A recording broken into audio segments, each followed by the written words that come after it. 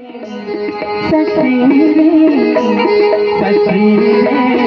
राघव लभ से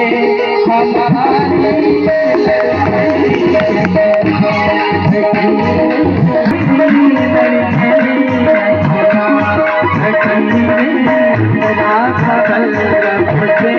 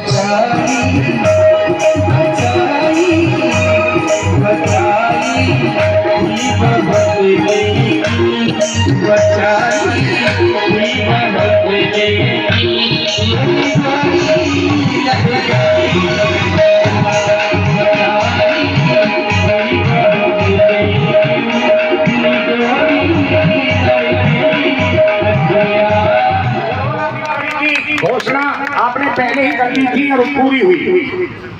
दूसरा वर्ल्ड वार की भविष्यवाणी की थी, जो कि आप देख रहे हैं। आप सबके घर में टीवी आप देख रहे हैं। किसी वर्ल्ड वार से कम नहीं है। कितने देश लड़ रहे हैं, कितने महीनों से लड़ रहे हैं, और कुछ तो सालों से लड़ रहे हैं। यूक्रेन वगैरह, रूस वगैरह वगैरह। और फिर आप देखो इजराइल क्या क्या। मुझे ज्यादा विस्तार में नहीं जाऊंगा। तीसरा, आपने बागेश्वर धाम का नोएडा में दिव्य दरबार लगा था अभी चंद महीने पहले। उसकी इन्होंने घोषणा की थी कि ये दरबार लड़खड़ाएगा, और आपने देखा था लड़खड़ाया था। लोग बेहोश हुए थे, गिरे थे, हॉस्पिटल पहुंचे थे, और बागेश्वर धाम जी को वापस जाना पड़ा इनको, शास्त्री जी को। तो ये 3 खूबियां हैं, और आपकी तालियां नहीं उठ रही हैं। आपकी भी भविष्यवाणी बता देंगे और आप ताली नहीं बजाएंगे, और आप ताली बजाएंगे तो आपके बारे में अच्छी भविष्यवाणी करेंगे। तो ऐसे ही जब तक वो उतरे, उनका स्वागत है, बहुत बहुत स्वागत है। बरोट के सरपंच तालियां बजाएंगे तो आंखों की जो आपकी साइड है वो कमजोर नहीं होगी। तालियां बजाने वालों के कभी चश्मा नहीं लगता है, ध्यान रखना। आपके स्वास्थ्य के लिए बहुत अच्छा है, नशे होते ही हैं इसमें। हालांकि मैं कोई आपको कुछ नहीं, लेकिन चीफ एडिटर है, यानी एक अखबार के मालिक हैं। एक अपना चैनल है PNI न्यूज करके।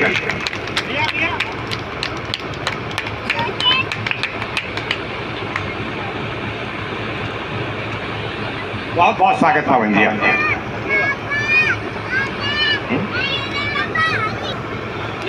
बूटाराम जी का स्वागत। एक बात अब की है कुछ सही सी बात। आपको स्वागत की कड़ी के बाद स्वागत के लिए, सम्मान के लिए आ जाए विजयकांत मिश्रा जी। और ये अतुल मिश्रा जी कहाँ हैं?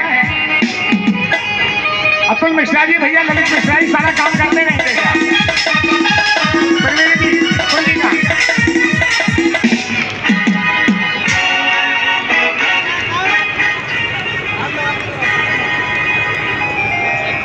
साथी हाथ बढ़ाना, एक अकेला थक जाएगा, मिलके बोझ उठाना। एक ही मिश्रा काफी है। कहीं आप भी आ जाइए थोड़ा सा। मिश्रा के साथ दूसरा मिश्रा हो जाएगा तो कार्यक्रम में मिश्री मिल जाएगी।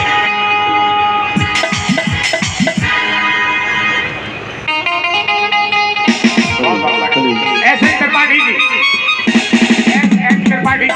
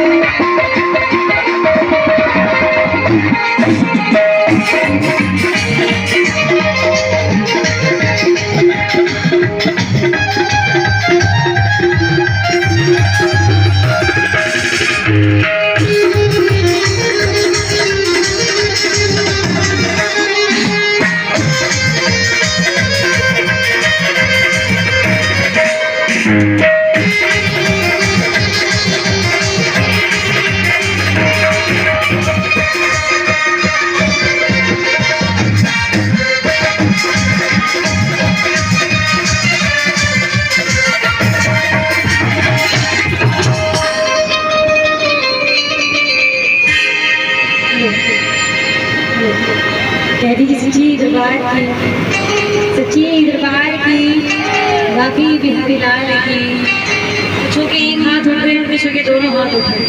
सबकी चप्पलें पैरों में है, फिर एक हाथ क्यों उठ रहे हैं सबके?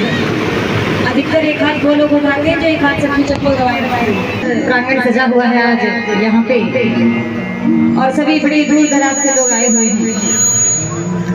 सबसे पहले अपनी हाजिरी की शुरुआत करने से पहले मैं 2 शब्दों में माँ शारदे को याद करना जरूर चाहूँगी, क्योंकि बिना माँ शारदे के न गाया जाता है न बजाया जाता है। और हम समस्त एक परिवार के सदस्य ही जो यहाँ पर आज इकट्ठा हुए मौजूद हैं, जो भी बातें करते हैं बोलते हैं वो सिर्फ माँ शारदे के आशीर्वाद से हैं। आइए एक बार मिलकर सभी माँ शारदे के नाम का जयकारा लगा देंगे। कह दीजिए माँ शारदे की सच्ची दरबार की।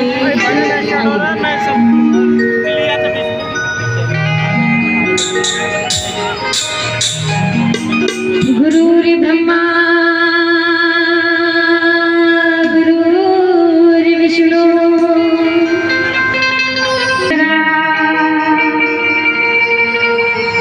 गुरुर् साक्षात् परब्रह्म तस्मै श्री गुरुवे नमः।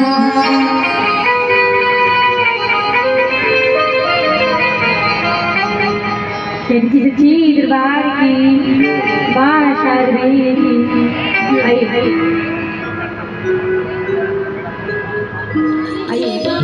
पहले तेरी वंदना जरूरी है, पीछे गाओ पहले तेरी वंदना। कैसे होगी वंदना बताना होगा,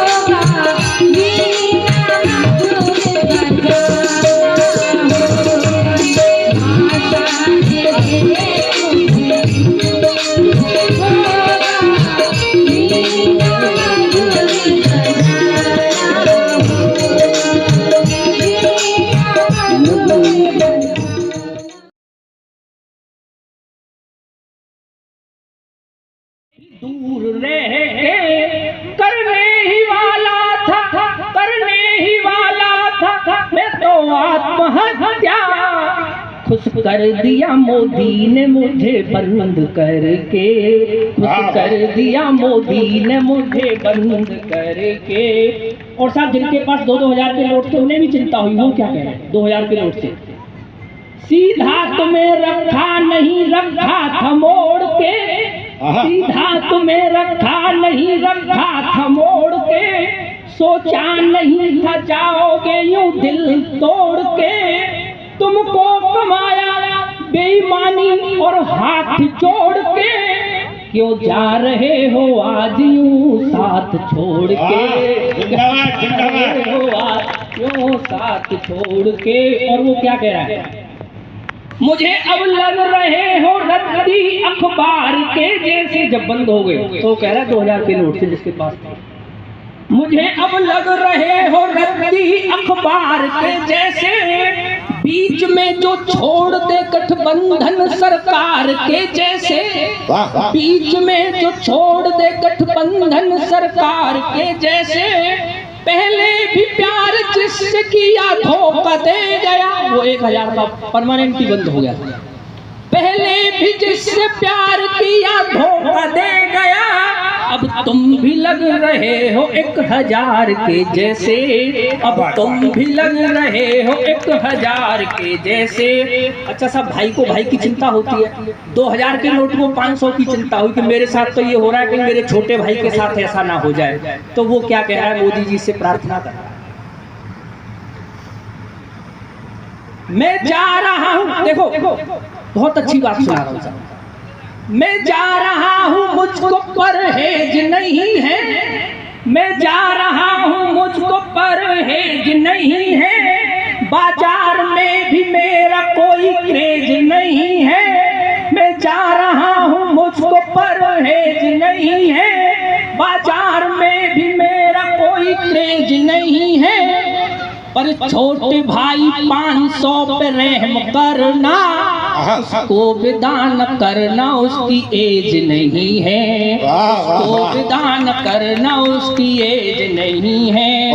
और क्या कह रहा है, और सफाई दे रहा है, लास्ट में 4 लाइन और बोल रहा है। क्या बोल रहा है, काले धन से उसका कोई लिंक नहीं है, सुन लो, काले धन से उसका कोई लिंक नहीं है, सीधा है गलत उसकी कोई थिंक नहीं है, काले धन से उसका कोई लिंक नहीं है, सीधा है गलत उसकी कोई थिंक नहीं है।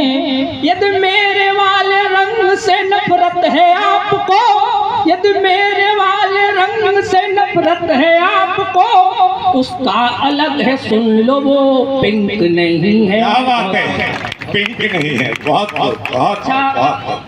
और अब मैं आमंत्रित करना चाहूँगा, बहुत बहुत स्वागत है।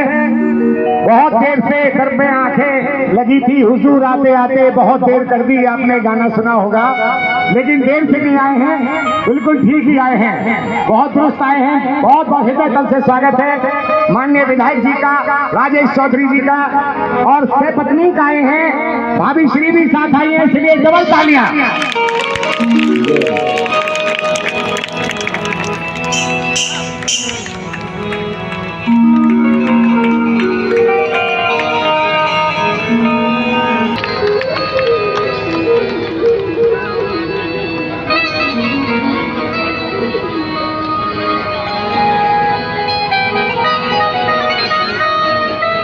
कार्यक्रम को ताकि फिर अतिथियों के साथ आगे बढ़ाएं, एक छोटा सा भजन,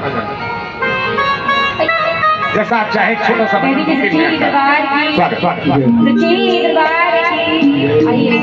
एक भजन हमारे के चरणों में जगत जननी के लिए कहना है क्या? मैया मेरी मेरे घर आना, ना देर तुम लगाना, और हम सभी इस महामाई के बच्चे हैं। आइए महामाई हम सबको आशीर्वाद दे दीजिए। किस तरह से कहना है?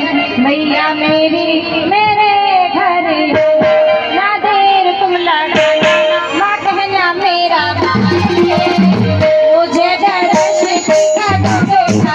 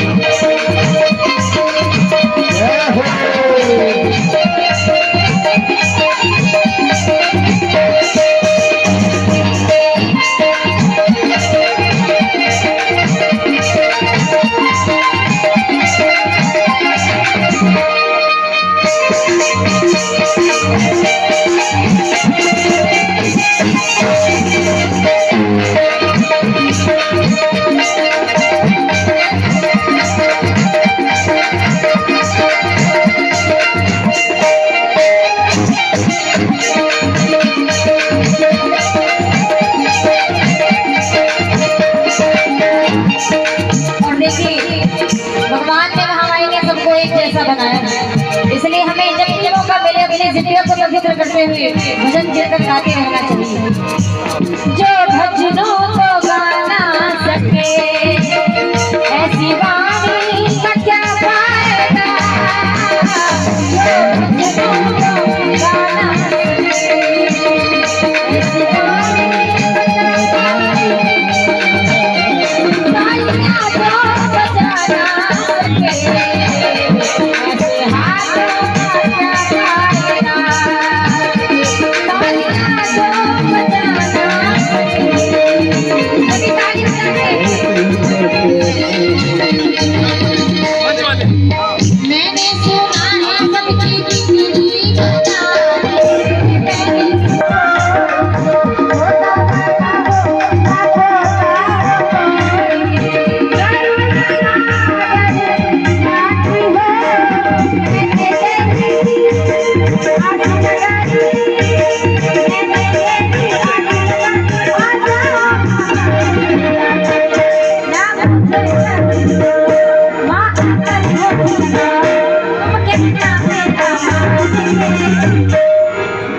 सभी की तालियों की आवाज आती है।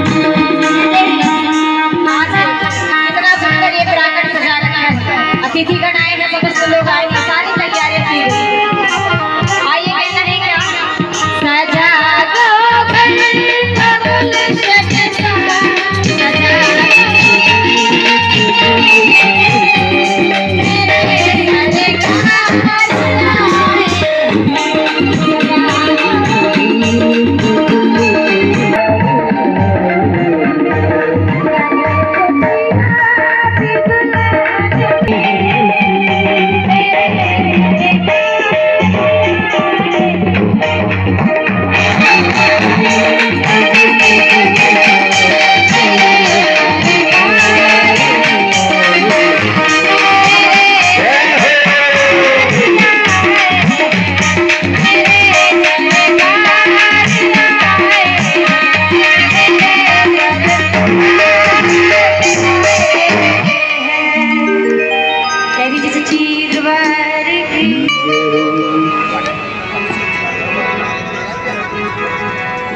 बस हम हैं, क्योंकि आप जानते हो कि जब कोई प्रतिनिधित्व करता है क्षेत्र का तो ये लाजमी है कि उसको लोग छोड़ते ही नहीं हैं। कभी कोई और भी कार्यक्रम होते हैं, मीटिंग्स भी होती हैं, कुछ सरकारी औपचारिकताएं भी होती हैं, पार्टी की भी कुछ बातें होती हैं। तो मैं चाहूँगा कि आप अपना स्थान ग्रहण करें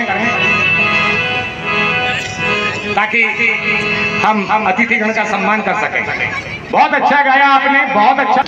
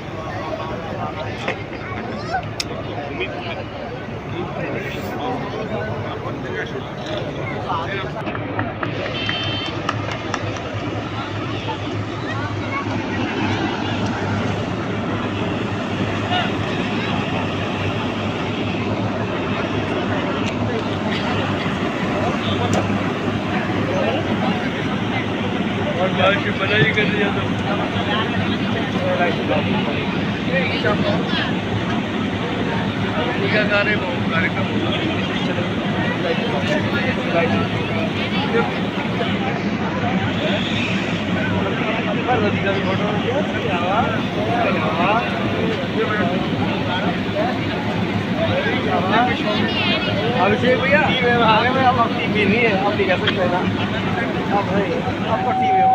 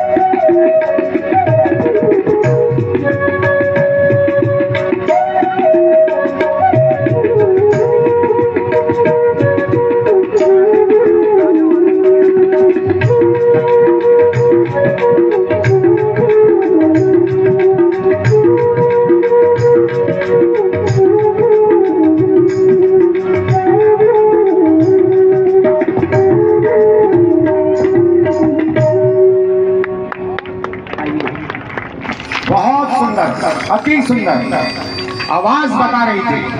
बहुत बहुत धन्यवाद। कान मिठास डाल दी इन्होंने अपने बांसुरी से।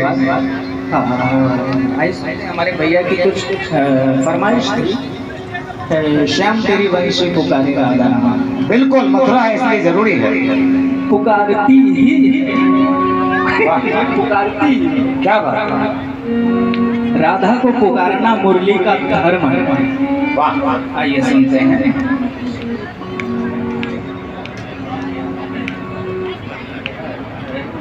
चल रहा भाई,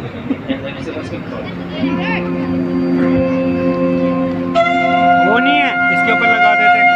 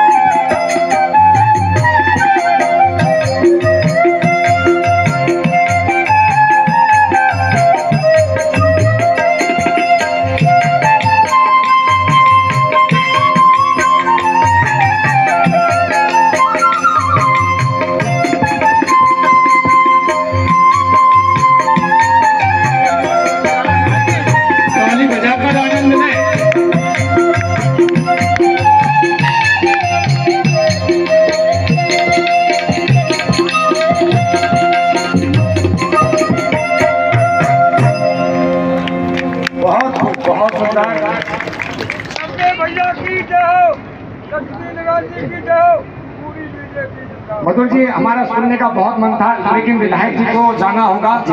उन्होंने 30 मिनट दिए थे, वो बात अलग है, 10 मिनट हम उससे एक्स्ट्रा खींच लेंगे। अभी हम बहुत आभारी हैं, हमारा अधिकार बनता है, बाद में आपको फिर से सुनेंगे दूसरे चरण में। हम जो है बहुत मधुर। जय हिंद, जय भारत, राधे राधे, जय श्री राधे राधे। देखिए, मैं थोड़ा सा बताना चाहता हूँ, आदरणीय सुमन चौधरी जी ने, जो ब्लॉक प्रमुख हैं, परिचय की मोहताज नहीं है, आप सब जानते हैं। तो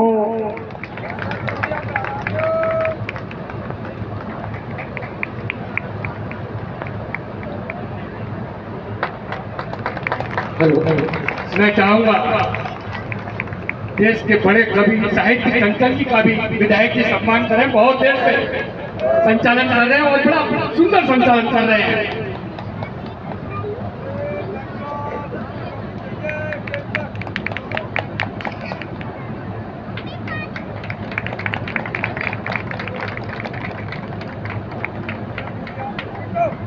तालियों को ताली ना करें, तालियां बजाते रहे। आपकी तालियां ही हमारा हौसला होती है, तो तालियां बजाते रहे।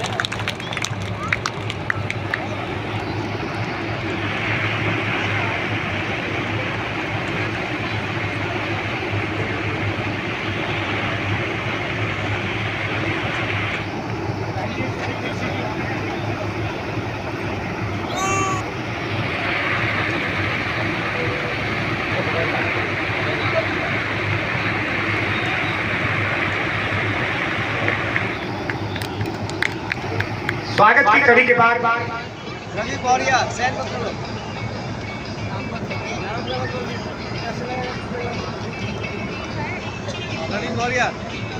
थोड़ा स्वागत की कड़ी जल्दी जल्दी करें, फिर मैं विधायक जी को बुलाता हूं उनके विचार सुनने के लिए।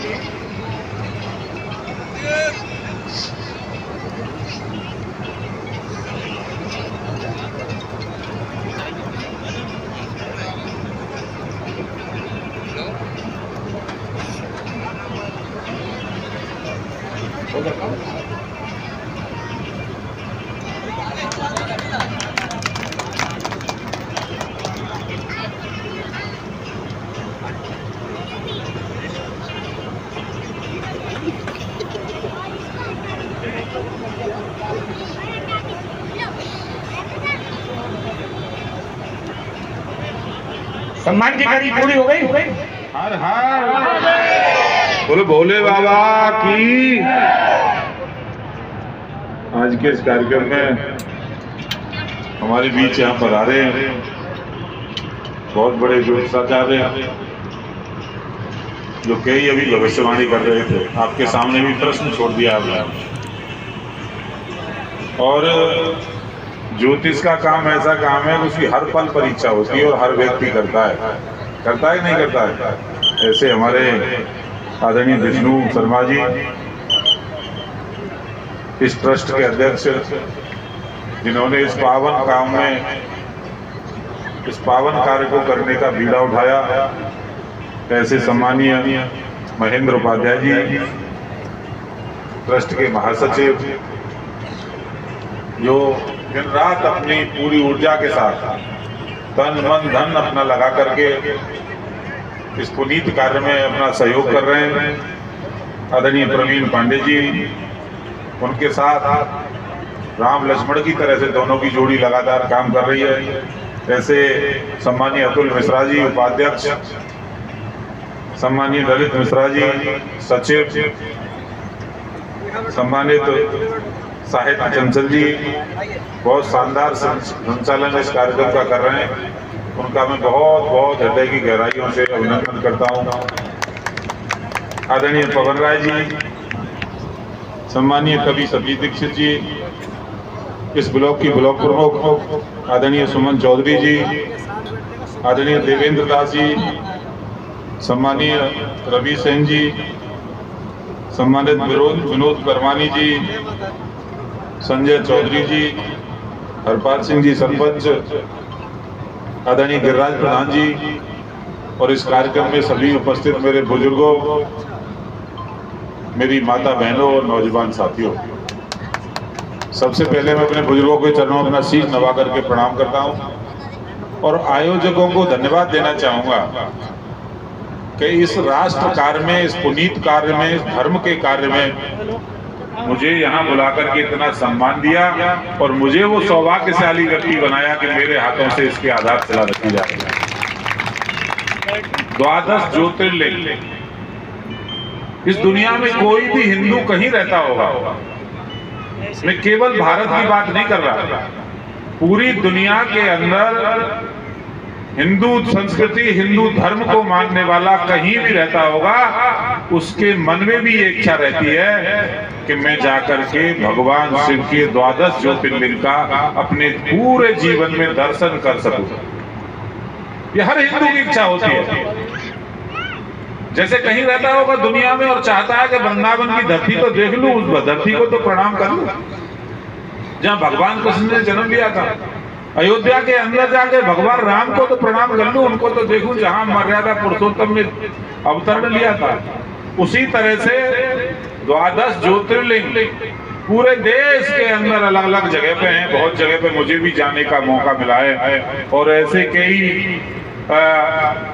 कठिन जगहों पर भी हैं।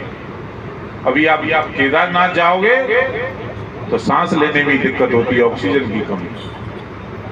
ऐसे अनेक जगह हैं, आंध्र प्रदेश के अंदर है, मध्य प्रदेश के अंदर है। पूरे देश को जोड़ने का काम ये हमारे 12 ज्योतिर्लिंग करते हैं और वो 12 ज्योतिर्लिंग को इस ब्रजभूमि में ला करके बना देना, इससे ज्यादा पुनीत कार्य और कोई नहीं हो सकता।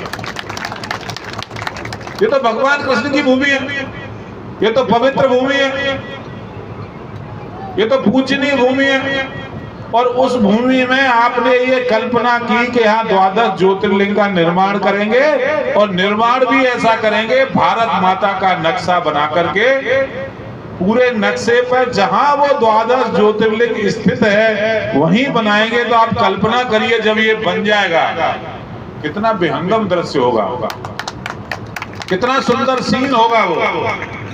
तो मैं इनकी सोच को भी प्रणाम करता हूँ। बार बार यही कहूंगा कि आपको धन्यवाद इसलिए भी दूंगा, ब्रजभूमि में भी मेरी विधानसभा को आप लोगों ने चुना, इसके लिए मैं कोटि कोटि आप लोगों को प्रणाम करता हूँ।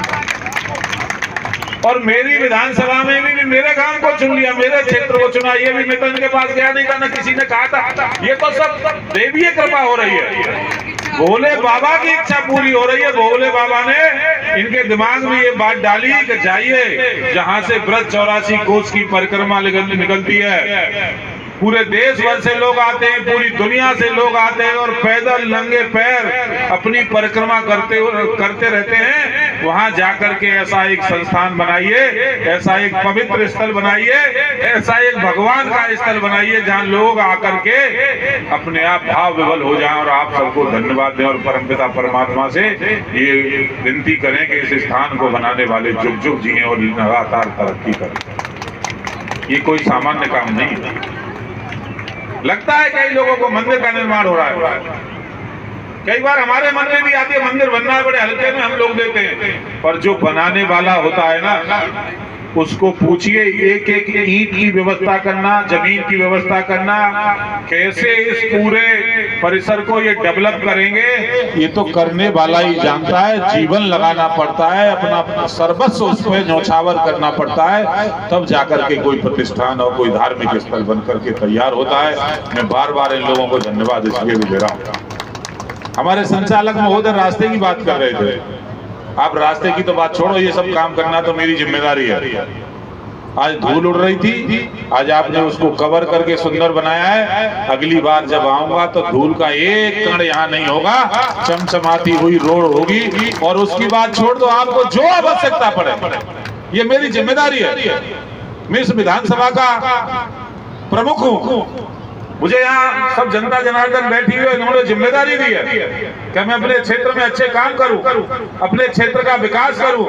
और आप स्वयं आकर के यहाँ भगवान की प्रेरणा से, परमपिता परमात्मा की प्रेरणा से यहाँ करके काम कर रहे हैं, तो जितनी जिम्मेदारी आप लोगों की है उससे ज्यादा जिम्मेदारी मेरी भी है। मैं आज के बाद इस संस्थान से जुड़ करके आप लोगों की पूरी सेवा करूंगा। रास्ते की तो बात छोड़ो, जो काम हो सरकारी स्तर पे हो, प्राइवेट स्तर पे हो, और जो इसके डेवलपमेंट में मेरी भूमिका हो सकती हो, मैं आधी रात आप मुझे कॉल करेंगे, मैं आपकी सेवा के लिए हाजिर हूँ।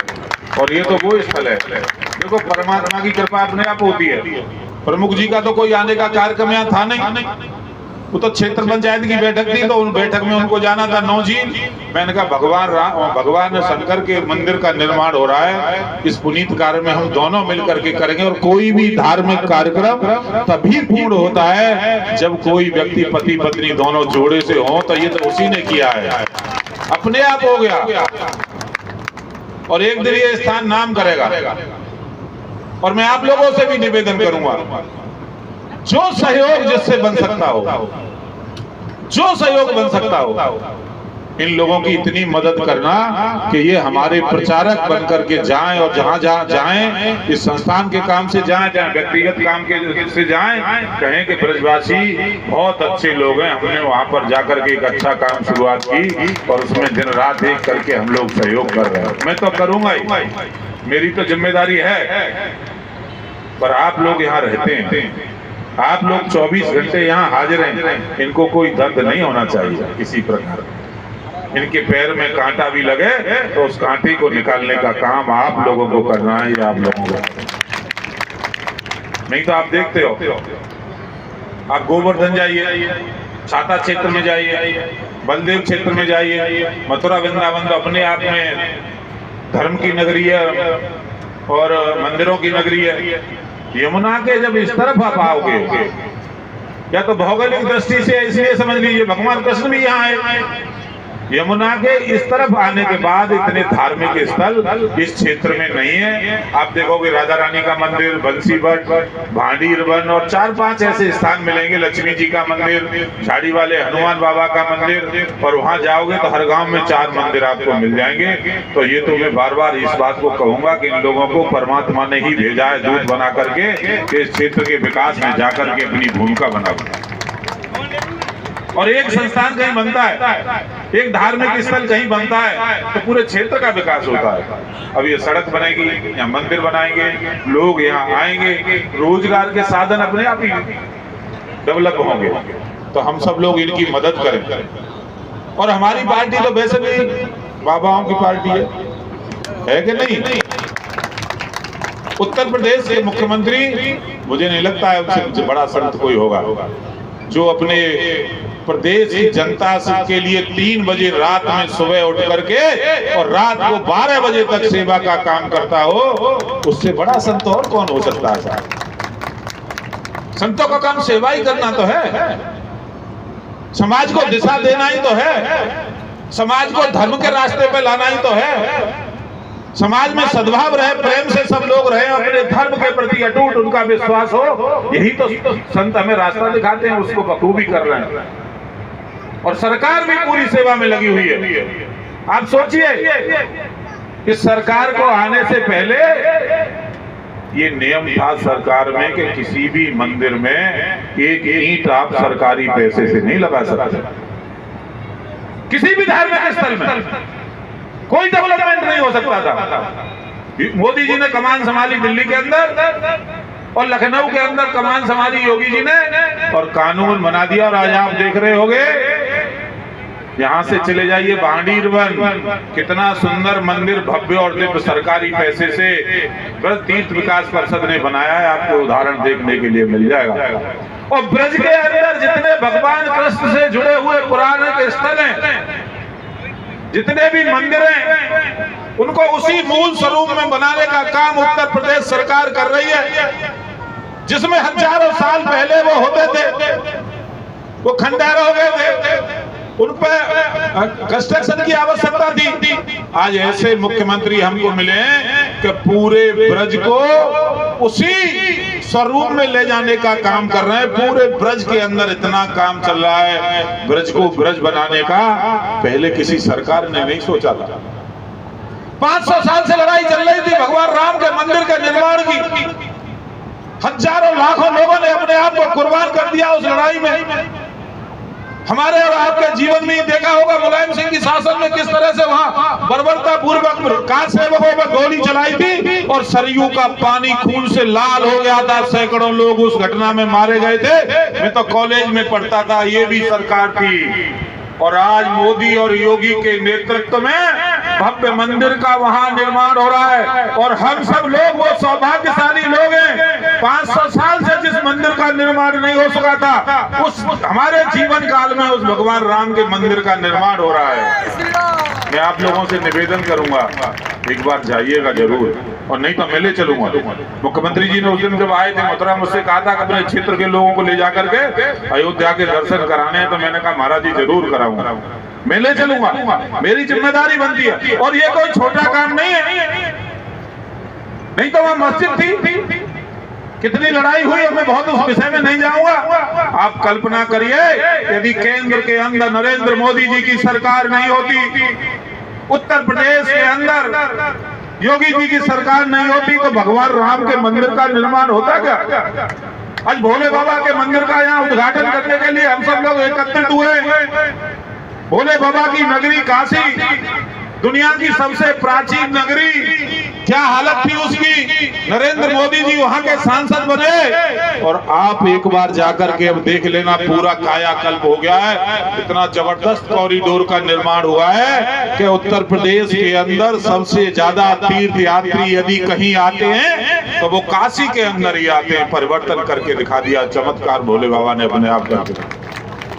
तो उस बात से हम लोग कहते हैं, हमारी यह जिम्मेदारी है। हम लोग बिहारी जी के मंदिर पर भी कॉरिडोर की बात कर रहे हैं, कुछ लोग उसका विरोध कर रहे हैं, अदालत में केस चल रहा है, पर मेरा ये दावा है बहुत जल्दी बिहारी जी के अंदर भी एक भव्य और दिव्य कॉरिडोर का निर्माण होगा और पूरी दुनिया से जिस कल्पना के साथ ब्रज के अंदर लोग आते हैं उसी कल्पना के अनुरूप मंदिरों को देखेंगे और पूरी ब्रज भूमि में जब घूमेंगे तब जाकर के उन्हें लगेगा कि हम वास्तव में आज भारत के अंदर आए।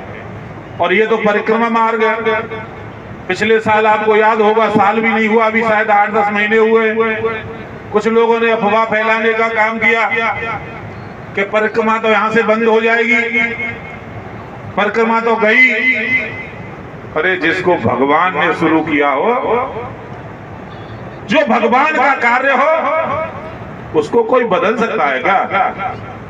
कोई नहीं बदल सकता। आपने देखा मुख्यमंत्री जी आए और उन्होंने घोषणा की, मैं जब मिला उनसे लखनऊ के अंदर जाकर के, उन्होंने कहा राजेश जी वहीं आऊंगा और ब्रजवासियों के सामने ही घोषणा करूंगा। 3,500 करोड़ का प्रोजेक्ट बनाया, स्वीकृत हो गया। ये पूरी परिक्रमा जहां जहां से 84 कोस की गुजरती है, ऐसी परिक्रमा बनेगी कि लोग देखते रह जाएंगे। और जो अफवाह फैलाने वाले हैं ना, उनसे एक प्रश्न जरूर करना कि भाई क्यों झूठ बोलते हो? धर्म के लिए तो झूठ मत बोलो, ये तो भगवान का काम है। इसको राजनीति से दूर रखिए। हो सकता है आपको दूसरे पक्ष के वोट चाहिए, आप लोग उनको प्रभावित करो, जालीदार टोपी पहन के जाओ, छोटा पजामा पहन करके जाओ, मूंछें भी कटा लो, कोई दिक्कत नहीं है आपको वोट के लिए जो करना पड़े, पर झूठ मत फैलाइए। परिक्रमा मार्ग जहां था वहीं है और वहीं रहेगा। लाखों लोग यहाँ आएंगे और भी कई मंदिर और यहाँ संस्थान बनेंगे और भव्य दिव्य परिक्रमा मार्ग बनेगा। ऐसा योगी जी ने सबके बीच में आकर के घोषणा की और हम तो वो सौभाग्यशाली लोग हैं कि हमारे क्षेत्र से सबसे ज्यादा परिक्रमा निकलती है। माठ विधानसभा के अंदर सबसे ज्यादा परिक्रमा निकलती है, तो हमारी ये जिम्मेदारी बनती है। और लगातार हम देखते भी हैं, अभी जब परिक्रमा चल रही थी तो मैं घूमता था रोज शाम को आकर के, कोई गांव ऐसा नहीं था जहां परिक्रमार्थियों की सेवा के लिए व्यवस्था नहीं हो। कहीं भंडारा चल रहा था, कहीं फलाह चल रहा था, कहीं शरबत की व्यवस्था थी, कई जगह तो लोग परिक्रमार्थियों के पैर दबाने का काम कर रहे थे। कहीं जैसे बरौट में गया तो वहां तो सामान दे रहे थे कि अपने आप बनाइए, अपने आप खाइए। अरे ये तो हृदय में पलक पापड़े बिछा करके स्वागत करने वाले लोग हैं, ये तो स्वागत करते हैं और आपका भी स्वागत करेंगे आयोजकगणों का। बढ़िया भव्य और दिव्य यहाँ मंदिर का निर्माण होगा। मैं बहुत लंबी बात नहीं कहूंगा, आप लोगों का आशीर्वाद मेरे सर पे रहता है। ज्योतिषी ने घोषणा की, अभी भाई साहब हमारे जो घोषणा कर रहे थे सांसद बनाने की, तो मैं कह रहा था, मैंने के सामने वालों के चेहरे पे तनाव मत दो, ये तनाव में आ जाते हैं बहुत जल्दी, तो आप चिंता मत करिए। जो परमपिता परमात्मा ने तय किया है वही होगा भी ये सब भविष्य के घर में कौन क्या बनेगा, क्या नहीं बनेगा, पर परमात्मा ने जो जिम्मेदारी दी है, जो मेरे कंधों के ऊपर आप सब लोगों ने भगवान स्वरूपी लोग बैठे हुए, इन्होंने जो जिम्मेदारी दी है उसको ईमानदारी से निभाऊंगा। और जो अन्याय अत्याचार इस क्षेत्र के अंदर होता था वो अब नहीं होगा, और ये गारंटी मैं आप सब लोगों से लेता हूं कभी नहीं होगा। कौन सांसद बनेगा, कौन एमएलए बनेगा, कौन मंत्री बनेगा, कोई नहीं जानता है। उन्होंने घोषणा की है तो उनकी घोषणा का भी मैं सम्मान करता हूं। हो सकता है उनकी पूरी पूर्ति हो, पर दोबारा लौट के नहीं आने दूंगा, चिंता मत करना।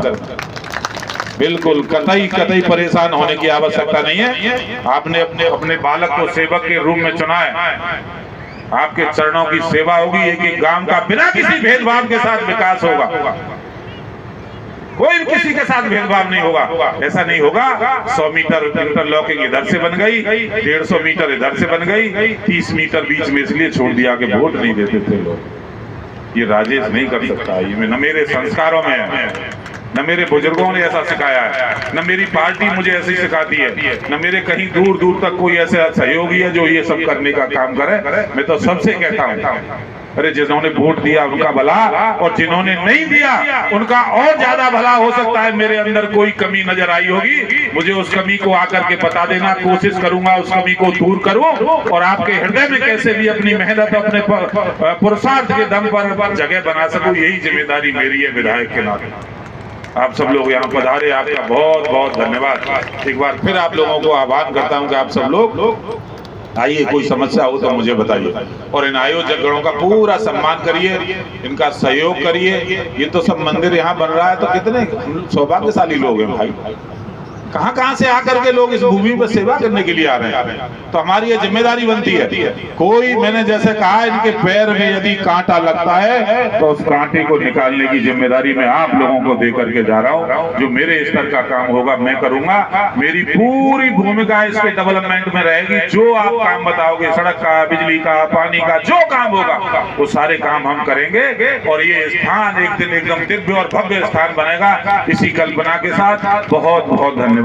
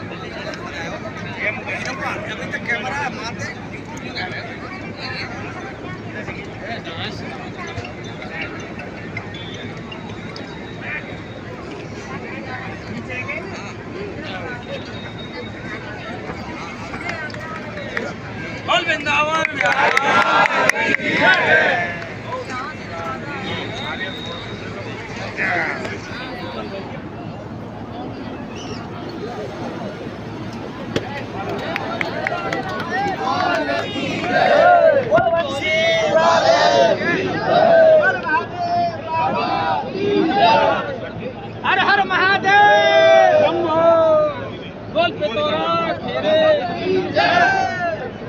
आवाज छोड़ देना आई। हर हर महादेव की हेलो